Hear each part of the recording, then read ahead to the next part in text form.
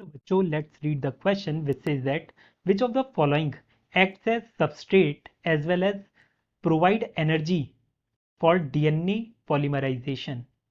पहला ऑप्शन है ribonucleoside, second option है डीऑक्सी राइबोन्यूक्लियोसाइड, थर्ड ऑप्शन है राइबोन्यूक्लियोटाइड, फोर्थ ऑप्शन है डीऑक्सी राइबोन्यूक्लियोसाइड ट्राइफॉस्फेट।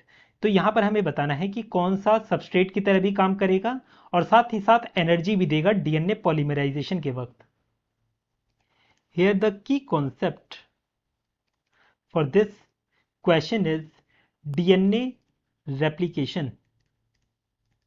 replication ठीक है, डीएनए रेप्लिकेशन का मतलब क्या है? डीएनए रेप्लिकेशन का मतलब है कि डीएनए का ही सिंथेसिस हो रहा है फ्रॉम डीएनए, सिंथेसिस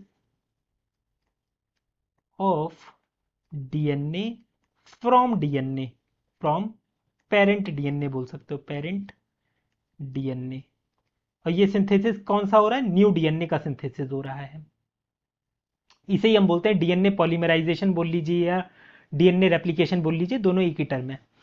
अब यहां पर जब डीएनए से डीएनए का सिंथेसिस हो रहा होता है तो इसमें एनर्जी की तरह काम कौन करता है और सबस्ट्रेट की तरह भी कौन काम करेगा, यह हमें बताना है। तो देखिए, ये जो हमारे डीएनटीपीज होते हैं, डीएनटीपीज ये क्या होते हैं?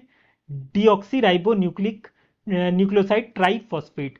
इसमें ये जो ट्राइफॉस्फेट है, इसका जो फॉस्फेट ग्रुप है वो अलग होता है। फॉस्फेट ग्रुप होते हैं ना ऐसे।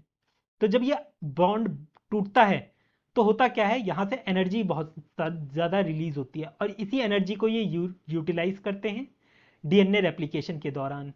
और डीएनए से डीएनए का सिंथेसिस होता है उस दौरान।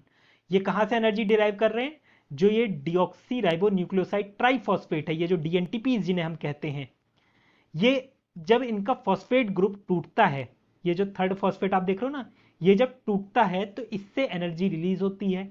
इसी एनर्जी को ये यूटिलाइज करते हैं डीएनए का सिंथेसिस करने में।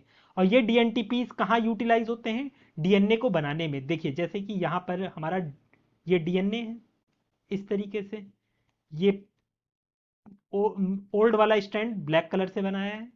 अब इस पे नया जब स्ट्रैंड सिंथेसाइज होगा, ये मान लीजिए रेड कलर से नया स्ट्रैंड सिंथेसाइज हो रहा है, इस तरीके से सिंथेसाइज हो रहा है। तो इसे एक्सटेंड करवाने के लिए, इस स्ट्रैंड को आगे बढ़ाने के लिए नए न्यूक्लियोटाइड चाहिए होंगे। तो न्यूक्लियोटाइड कौन प्रोवाइड करेगा? यही प्रोवाइड करता है। यहां से न्यूक्लियोटाइड आते रहेंगे। जैसे अगर इसे एडेनाइन चाहिए तो एडेनाइन आ जाएगा, ग्वानाइन चाहिए तो ग्वानाइन आ जाएगा, जो भी चाहिए होगा इसे वो आता रहेगा यहाँ पर। तो ये सबस्ट्रेट भी प्रोवाइड करा और साथ ही साथ एनर्जी भी दे रहा है। तो यहाँ से हमारा आंसर क्या होगा? डीएनटीपी देखिए कहाँ दे लिखा है, ये तो राइबोन्यूक्लियोसाइड लिखा है, तो ये तो हमारा आंसर नहीं होगा, ना ही थर्ड हमारा आंसर होगा। सेकंड देखिए, डीऑक्सी राइबोन्यूक्लियोसाइड दे रखा है, ट्राइफॉस्फेट हटा दिया इन लोगों ने, तो ये भी नहीं आंसर होगा।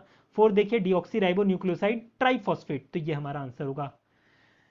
इन्हें हम डीएनटीपीज कहते हैं। जनरल टर्म इसकी क्या है? DNTPs. I hope you understood it well. Best of luck.